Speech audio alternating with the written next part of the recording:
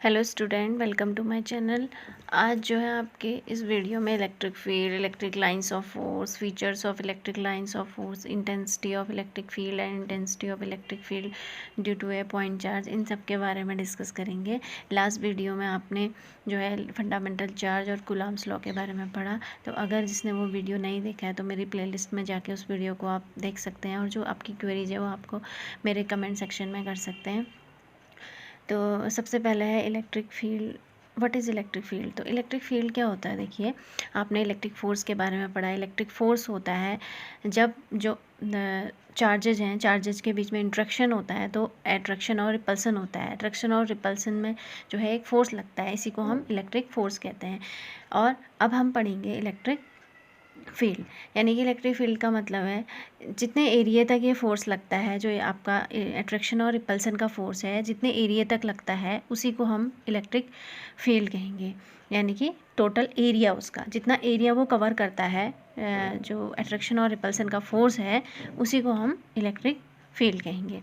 तो अब आगे है इलेक्ट्रिक फील्ड लाइंस। जो इलेक्ट्रिक फील्ड है उसको इलेक्ट्रिक फील्ड लाइन से डिनोट करते हैं, यानी कि जो एरिया होता है उसमें जो है कुछ लाइंस होती हैं, इनको कहते हैं electric field lines. Electric field को ही इलेक्ट्रिक फील्ड लाइन से इलेक्ट्रिक फोर्स लाइन से डिनोट करते हैं।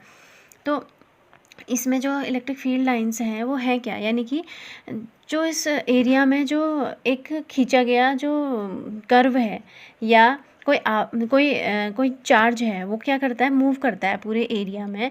तो एरिया में जो मूव करता है, तो यानी कि फ्रीली मूव करेगा, तो इसका जो पाथ होगा उसी को हम कहेंगे इलेक्ट्रिक फील्ड लाइंस। पाथ या इसकी लेंथ जो होगी उसी को हम कहेंगे इलेक्ट्रिक लाइंस ऑफ फोर्स। तो इसका पाथ कैसा होगा, यानी कि ये फ्रीली मूव करता है तो ये कर्व भी हो सकता है, कोई भी कैसा ही भी मतलब कर्व पाथ हो सकता है, तो इसी को हम इलेक्ट्रिक फील्ड लाइंस कहेंगे, इस path. Now we have features of electric lines of force को जो है, इसका फर्स्ट फीचर है ये जो लाइंस हैं ये पॉजिटिव चार्ज से चलती हैं और जो नेगेटिव चार्ज है इस पर समाप्त होती हैं। यानी कि आपको जो डायग्राम में दिखाया है, पॉजिटिव चार्ज से चलती हैं और नेगेटिव चार्ज पे ये समाप्त होती हैं। सेकेंड फीचर है इसका, जो ये जो लाइंस हैं, ये इस पे अगर ये कर्व में चल रही हैं तो इस पे अगर कोई टेंजेंट खींचते हैं तो ये जो टेंजेंट की डायरेक्शन है वो डायरेक्शन फोर्स की डायरेक्शन को डिनोट करती है। यानी कि टेंजेंट की डायरेक्शन ही फोर्स की डायरेक्शन को डिनोट करती है, जिस डायरेक्शन पे कोई चार्ज जाता है। और थर्ड इसका फीचर है, जो कोई भी दो जो इलेक्ट्रिक फोर्स लाइंस हैं ये एक दूसरे को इंटरसेक्ट नहीं कर सकती हैं। तो इसका ये सीधे सीधे ये है कि दो रेखाएं एक दूसरे को इंटरसेक्ट इसलिए नहीं करती हैं क्योंकि अगर दो इंटरसेक्ट कर देंगी तो वहाँ पे दो टेंजेंट्स खींच सकते हैं हम। तो अगर दो टेंजेंट खींचेंगे तो उसमें फोर्स की डायरेक्शन भी दो हो जाएंगी, जो कि इम्पॉसिबल है। फोर्स की डायरेक्शन, अगर कोई चार्ज मूव कर रहा है तो फोर्स की डायरेक्शन एक ही होगी। और इसका फोर्थ फीचर है, ये जो लाइंस हैं ये एक लचकदार डोरी की तरह जो है, जो लेंथ में इसके कॉन्ट्रैक्शन का जो है इफेक्ट, कॉन्ट्रैक्शन का एफर्ट करती हैं। इसी के कारण जो है, जो हमारे अपोजिट चार्जेज होते हैं उनमें अट्रैक्शन होता है। और लास्ट इसका फीचर है, ये जो लाइंस हैं ये अपनी लेंथ की परपेंडिकुलर डायरेक्शन में एक दूसरे को क्या करती हैं, एक दूसरे से दूर हटने का एफर्ट करती हैं। इसी के कारण जो आपके सेम चार्जेज हैं उनमें क्या होता है, रिपल्सन होता है। तो ये है आपके features of electric lines. Intensity of electric field, तो इंटेंसिटी ऑफ इलेक्ट्रिक फील्ड यानी कि विद्युत क्षेत्र की तीव्रता क्या है।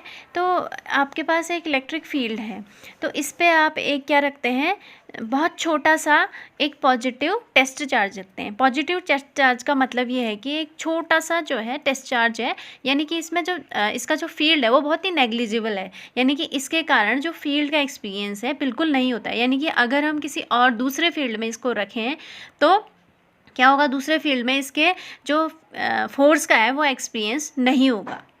तो ये इसी को हम पॉजिटिव टेस्ट चार्ज कहेंगे।